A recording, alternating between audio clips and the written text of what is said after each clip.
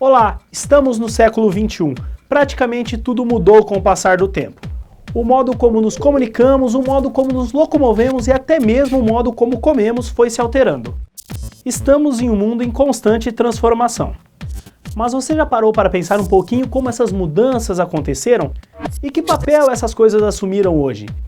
E mais, o que serão delas daqui para frente? É essa a nossa missão, mostrar toda essa relação histórica de diversos temas para melhor compreendê-los. Começa agora o Linha do Tempo.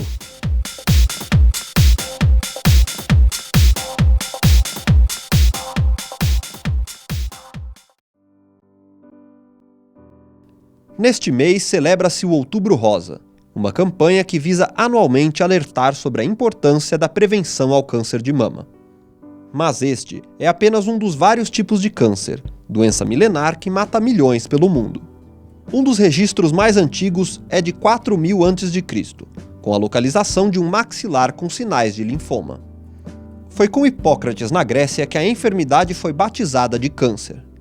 Foi o pai da medicina quem concebeu a imagem do tumor como uma espécie de caranguejo enterrado sob a pele. A doença era entendida como um desequilíbrio dos fluidos corporais.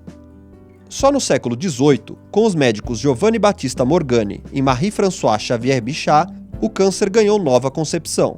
Esses estudos mostraram que tumores afetavam partes diferentes do corpo e que poderiam ser de vários tipos. Neste mesmo período, outro médico, Joseph Recamier, identificou um caso de metástase. O tratamento de câncer teve uma evolução grande no século XIX, com o avanço das cirurgias e retiradas de tumores. Porém, foi por conta da Segunda Guerra Mundial que surgiu um dos tratamentos mais usados até hoje, a quimioterapia. Farmacologistas e médicos começaram a estudar o gás mostarda, que era usado como arma química no conflito. As pesquisas mostraram que estava ali um dos combatentes mais poderosos contra a doença. Apesar dos avanços e de muitos casos de cura, o câncer segue matando mais de 8 milhões de pessoas anualmente em todo o mundo. Para falar sobre essa doença, recebemos a pesquisadora Camila de Oliveira Rodini. Estamos começando mais um Linha do Tempo. Gostaria de agradecer aqui a professora Camila Rodini, que é pesquisadora e docente aqui da FOB da USP. Professora, muito obrigado pela sua participação aqui conosco. Eu que agradeço, Vitor. Professora, falando cientificamente, o que é um câncer? Bom, primeiro a gente tem que entender alguns conceitos básicos e mais simples. As nossas células, que compõem os órgãos dos nossos tecidos, têm mecanismos de controle de suas funções. No câncer, principalmente, a gente precisa falar de proliferação celular ou divisão celular e morte. Então, em condições normais, as nossas células estão trabalhando, estão se proliferando, estão morrendo. E quando tudo isso está equilibrado, controlado por mecanismos muito bem regulados dentro dessa célula, a gente os tecidos estão normais. A partir do momento que se tem algum agente deletério, e no caso do câncer, esses agentes deletérios são chamados de carcinógenos, que eles podem ter origem física, como por exemplo a radiação solar, ultravioleta, eles podem ter origem química, como por exemplo os componentes tóxicos do tabaco, eles podem ter origem biológica, como alguns tipos específicos de vírus, como o HPV, por exemplo. Então, frente à agressão desses agentes dentro das células, os mecanismos de controle, ou seja, genes que estão envolvidos em estimular ou inibir a proliferação e a morte celular, se descontrolam. E aí a célula começa a se proliferar muito mais do que morrer, né? Se prolifera desordenadamente e essas células são alteradas geneticamente, tendo em vista a ação desses carcinógenos, e aí é que tudo começa. Esse processo leva um tempo, são efeitos cumulativos, não é do dia para a noite, mas em consequência dessa proliferação celular exagerada, a gente vê um aumento de volume, que a gente chama de massa tecidual. E aí, visível ou não, dependendo da região que se está acontecendo a alteração, se é na boca, se é no rosto, se é na pele, é mais fácil de ver. Agora, se é por dentro, no intestino, colo de útero, aí já fica mais difícil de se ver essa massa tumoral. Então, é isso. Quando a célula se prolifera desordenadamente, essa célula está geneticamente alterada, forma essa massa tecidual. Esse é o câncer, que tem como sinônimo também um tumor maligno, e aí ele pode crescer cada vez mais e se disseminar. E existem vários tipos de câncer, e dentre os tipos de câncer, vários subtipos, né? Dentre os mais comuns que a gente conhece, tem câncer de mama, colo de útero, pulmão, cabeça e pescoço, pele, mas existem vários tipos de câncer. Professora, principalmente as gerações mais antigas, elas evitavam até dizer a palavra câncer, né? Falavam aquela doença ruim. Por que isso? Isso existe ainda hoje? Existe, porque realmente é uma palavra que tem um peso muito grande, né? Ainda não se tem a cura para a doença, então, quando a pessoa recebe a notícia de que ela está com câncer, ela já pensa realmente numa sentença de morte, o que não é verdade, né? Algumas coisas evoluíram, a gente tem melhoras, tem coisas que ainda não melhoraram o suficiente, mas se a gente puder fazer uma analogia, é mais ou menos com o paciente que recebe a notícia que ele é HIV positivo, né? Então, o paciente HIV positivo, ele não necessariamente tem a doença ainda, se ela foi diagnosticada precocemente, né? E existe tratamento, que pode ser, e o paciente sobrevive por muito tempo, e muitas vezes como se nem tivesse doente. Então, infelizmente existe esse peso sim, e cada caso é um caso, a gente não sabe como que vai evoluir, por isso que o importante é que a gente faça diagnóstico precoce e esteja sob tratamento médico quando for diagnosticado. Apesar de a senhora dizer que não existe uma cura para o câncer, o tratamento evoluiu muito. Existem muitas pessoas que se livram da doença depois. Sim, existem. Isso depende muito de vários fatores.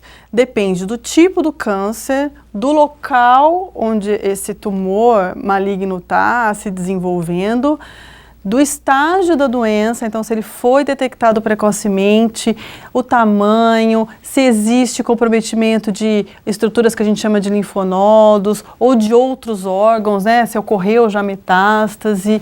Então, falar em cura de câncer realmente é algo muito forte, mas dependendo do estágio que essa doença é diagnosticada e do tipo que a gente está falando, existe cura de grande parte dos casos de câncer, sim. Professora, falando em cura, é impossível a gente fugir da polêmica hoje da FOS, né, da substância que tem envolvimento até da própria USP. Sim. Na visão da senhora, qual a importância de se estudar melhor essas substâncias antes de que um ser humano comece a tomar? Eu sei que a questão do câncer é muito sensível, né, essa questão de dar uma esperança a mais, mas qual que é a importância dessa pesquisa, desse estudo até chegar no ser humano? Sim, pesquisas como essa do professor da USP de São Carlos são extremamente importantes e todos que estudam câncer buscam a curto, a médio ou longo prazo, se não a cura da doença, maneiras de antecipar esse diagnóstico ou buscar proteínas que possam servir de marcadores para se tratar aquele paciente de uma forma mais específica, que o tratamento seja mais eficaz, ou mesmo, no caso dele, procurar novas drogas que possam agir isoladamente ou em conjunto com as terapias já convencionais, porque atualmente se tem basicamente o tratamento cirúrgico, que pode estar associado ou não à radioterapia e quimioterapia. Isso tudo vai ser avaliado pelo médico, dependendo do tipo de doença, do tipo de câncer e, novamente, do estágio, né, que essa doença foi diagnosticada. E das condições do próprio paciente, condições de saúde. Mas estudos envolvendo terapia, principalmente, medicamentos, são estudos longos. Então, no mínimo, se tem 10 anos de estudo, porque existem fases sequenciais que devem ser obedecidas biologicamente e eticamente falando, né? Então, se existem, de maneira geral, existem os ensaios que a gente chama de pré-clínicos, que é antes de ir até a aplicação clínica mesmo. Então, é o pesquisador lá no laboratório, fazendo seu estudo com células em cultura, ou então depois partindo-se para animais, se buscando o quê? Achar qual seria a dose ideal dessa substância, qual seria a via de administração, se é oral, se é venosa, né? Se é tópico, qual a toxicidade dessa substância, quais os efeitos colaterais, isso tudo primeiro avaliado em células e depois em animais. Se tendo resultados positivos com aquela droga, se vê que vale a pena ir para frente, aí a gente chega nos estudos clínicos, que ainda são divididos em 3 fases. Então, novamente, vão ser avaliados esses parâmetros de forma de administração, de tempo de administração, esquema terapêutico, se tem toxicidade, qual que é o metabolismo daquela droga, e até na última fase se envolver realmente muitas pessoas, que aí podem ser voluntários de pesquisa, geralmente, e para se testar a eficiência daquela droga em comparação com as drogas que são consideradas padrão ouro. Mas é importante a gente ter noção de que ainda uma medicação não necessariamente ela vai funcionar bem para todos os tipos de câncer. Ainda se tem que ver para tipos específicos da doença se ela realmente vai ser eficaz e segura. Em todo caso, também não abandonar o tratamento médico, né? Não, de forma nenhuma. Sempre quem deve prescrever o tratamento para o paciente é o seu médico, porque o médico ele não avalia só a doença, ele avalia todo o contexto, ele tem a capacidade, ele estudou para ter aquele conhecimento de avaliar naquela situação, aquele tipo de doença, naquele estágio que a doença se localiza, aquela condição de saúde toda do paciente, qual é a medicação mais adequada. E, de qualquer forma, ainda não se tem nada novo. Então a gente tem que trabalhar com o que se tem, que tem sido pesquisado há anos, que se tem de dados para serem comparados, e daqui para frente tem que esperar as boas notícias. Professora, só para a gente finalizar esse primeiro bloco, a gente falou bastante de tratamento, Sim. Mas é possível se prevenir de um câncer? Na grande maioria das vezes, sim. Tá? Então, grande parte dos cânceres são causados por tabaco, por exemplo, cerca de 40%. Então, o fato de não fumar, não beber em exagero, porque apesar do álcool não ser um carcinógeno sozinho, ele potencializa os efeitos negativos do tabaco. Então, a gente consegue evitar alguns tipos de câncer que são causados por tabaco, por exemplo. Outros tipos de câncer têm um fator dietético muito grande, então diminuir o consumo de sal, consumo de alimentos muito gordurosos, isso também é uma forma de prevenir de alguns tipos de câncer. Pensando em tumores de pele, por exemplo, proteção solar, evitar a exposição solar prolongada naqueles horários que a gente sabe que são ruins, né? A partir das 10 da manhã, evitar das 10 da manhã até as 16 horas da tarde. Então, é muito prevenível, sim. Existem pessoas que fazem tudo certinho e que acabam sendo acometidos por câncer? Sim, existe, mas a gente tem que partir do princípio que a gente já tem conhecimento suficiente de que algumas atitudes nossas são preventivas e a gente tem que seguir nesse caminho. Ainda é importante falar que existem tipos de câncer que são hereditários ou familiares. Nesses casos, é difícil se prevenir, tá? O que tem que ter em mente é a consciência do paciente, da pessoa, de que existem casos familiares daquela doença e que ela precisa procurar diagnóstico precoce. Então, câncer, por exemplo, colo retal, fazer colonoscopia regularmente, a partir do momento que o médico indica. Câncer de mama também, fazer o exame de toque, autoexame, né, ir até o consultório do médico com frequência, porque o paciente também tem que contar as coisas para o médico, né, o médico não vai adivinhar. Então, é importante esse envolvimento das pessoas, sim, de forma preventiva com a doença. Ok, professor, muito obrigado por sua participação novamente. Eu que agradeço. O Linha do Tempo volta já já discutindo mais especificamente o câncer de mama. Fica aí, rapidinho.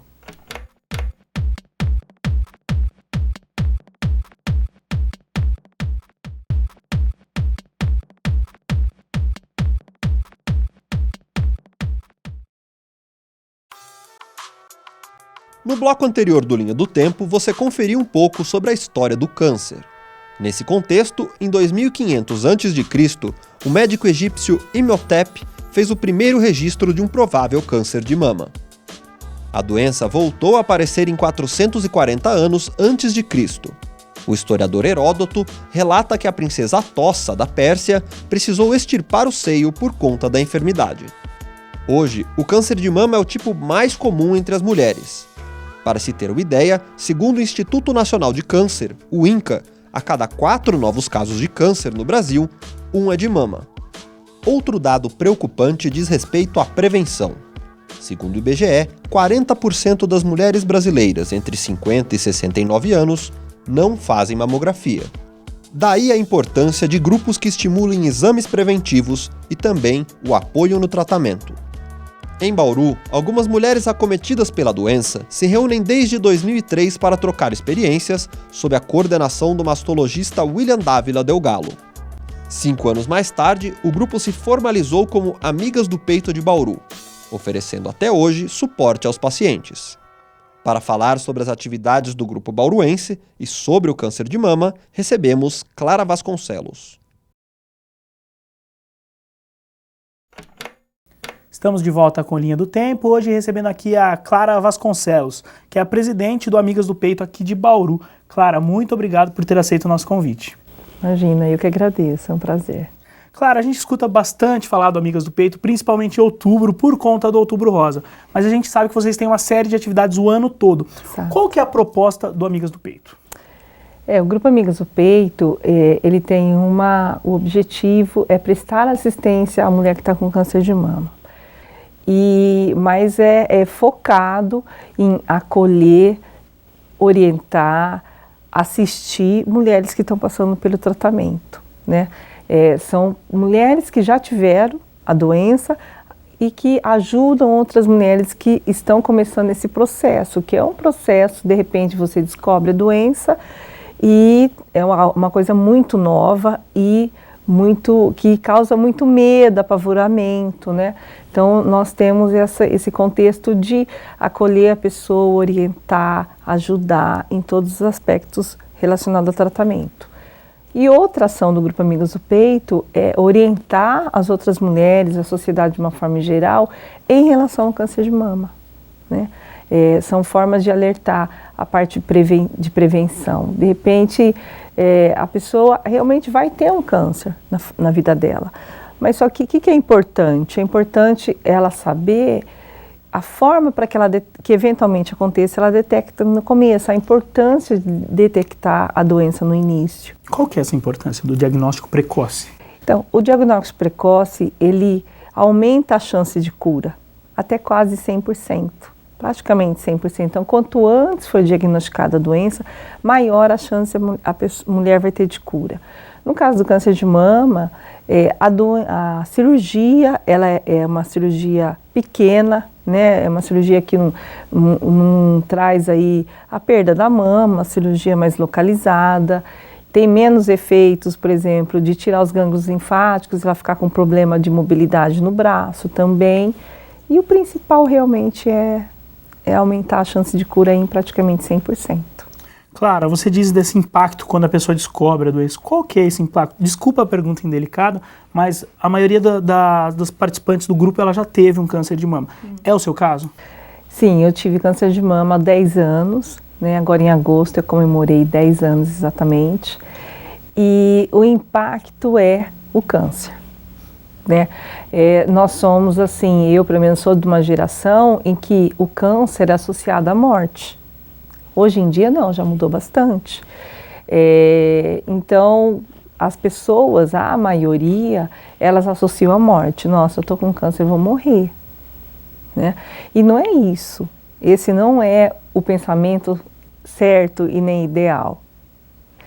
E também pelo sofrimento do tratamento. É um tratamento muito intenso, é um tratamento prolongado. Então você precisa mesmo de força e determinação para passar pelo tratamento. Porque você tem uma vida normal, trabalha, estuda, faz um monte de coisa e de repente você vai começar no tratamento de câncer, que envolve, né, quase todos os casos, quimioterapia, radioterapia. Então a pessoa fica debilitada, tem um monte de efeitos colaterais. As mulheres pensam muito na questão de cair o cabelo, o homem nem tanto, mas a mulher isso é uma coisa assim... Da vaidade, né? É uma questão assim bem importante. Então é uma série de informações, de mudanças e de medos que faz com que a pessoa realmente tenha esse pavor, né? Mas não é bem assim, dá para passar. Fora essa troca de experiência entre vocês, existe também algum acionamento de algum profissional para as reuniões mensais de vocês? Sim, sim. O Grupo Amigos do Peito faz reuniões nas terceiras quinta-feiras de cada mês, com exceção de dezembro e janeiro. E a gente busca nessas reuniões ter 2 momentos. O primeiro momento é de acolhida, de orientação. As mulheres que sabem do grupo, é terceira quinta-feira do mês que tem a reunião, eu vou lá. Aí ela vai lá, ela sabe que ela vai encontrar outras mulheres que já tiveram a doença, a gente escuta, a gente conversa, tira dúvida, orienta, presta um monte de assistência. E outra parte da reunião nós sempre trazemos profissionais para ajudar a quem está fazendo tratamento e a quem já fez. Com o quê? Com orientação, com informação, com workshop, uma série de atividades. Então, nós trabalhamos o ano todo, mas sempre contando com a ajuda de pessoas de fora, profissionais e pessoas que queiram ajudar. Em relação ao tratamento, na sua avaliação, o SUS oferece um tratamento compatível ou digno para as mulheres que têm câncer de mama? Olha, o sistema de saúde no Brasil, ele tem condição de oferecer um tratamento de qualidade. A dificuldade que existe no SUS é de você ter acesso a esse tratamento e suprir toda a demanda, entendeu? O tratamento em si é bom, existe um protocolo em que o Ministério da Saúde segue, cada país aí segue um protocolo, mas tem muita dificuldade de ter acesso ao atendimento, né? Então, não posso falar para você, o tratamento do SUS não é bom. Não tem nada disso. Mas o acesso e a facilidade para ter o tratamento, isso a gente sabe que no Brasil está muito complicado. Tem uma lei que ela reza que quando você tem um diagnóstico de câncer, você tem que receber o atendimento, começar o tratamento em até 60 dias. E muitas vezes isso não é cumprido. É uma lei, mas ela não é cumprida. Enquanto isso, a doença vai progredindo. Exatamente. Claro, a gente também acompanha uma luta antiga de vocês, que é por métodos melhores de tratamento aqui em Bauru. Tem o acelerador linear também nesse contexto, né? Queria que você falasse um pouquinho do que é esse acelerador e o que melhoraria para o paciente. O acelerador linear, ele é um aparelho de radioterapia com tecnologia de ponta, né? Antigamente usava-se o aparelho de radioterapia com cápsula de cobalto. Inclusive em Bauru ainda tem esse equipamento de atendimento no SUS. E com o acelerador linear, os efeitos colaterais são minimizados, a eficácia desse equipamento é muito melhor, é muito maior, muito mais eficaz. E o Grupo Amigas do Peito tem essa bandeira para que em Bauru a gente tenha um acelerador linear, seja instalado de uso exclusivo do SUS, né, que é a grande demanda da população. E seria assim uma conquista muito importante para todo tipo de tratamento de câncer. Não cabe mais usar o cobalto, sendo que o acelerador linear está milhões de vezes na frente. Então vocês estão lutando por isso ainda. A gente continua. Bauru tem designado já tem comprado pelo Ministério da Saúde um aparelho de acelerador linear designado para Bauru, só que o que falta? Falta a construção, a obra para instalar esse aparelho. Ele está comprado desde 2012, já fazem 3 anos, e a obra para instalar o aparelho ainda não iniciou. E isso entristece muito o grupo especificamente, e é uma perda para toda a população da região, já que Bauru é um polo regional. A gente falou anteriormente sobre a questão do diagnóstico, da importância do diagnóstico precoce. A gente sabe que existe uma lei que determina a mamografia gratuita, se eu não me engano, a partir dos 40 anos anualmente. Isso é cumprido? Não. Existe a lei, só que o protocolo do SUS oferece mamografia para mulheres entre 50 e 69 anos.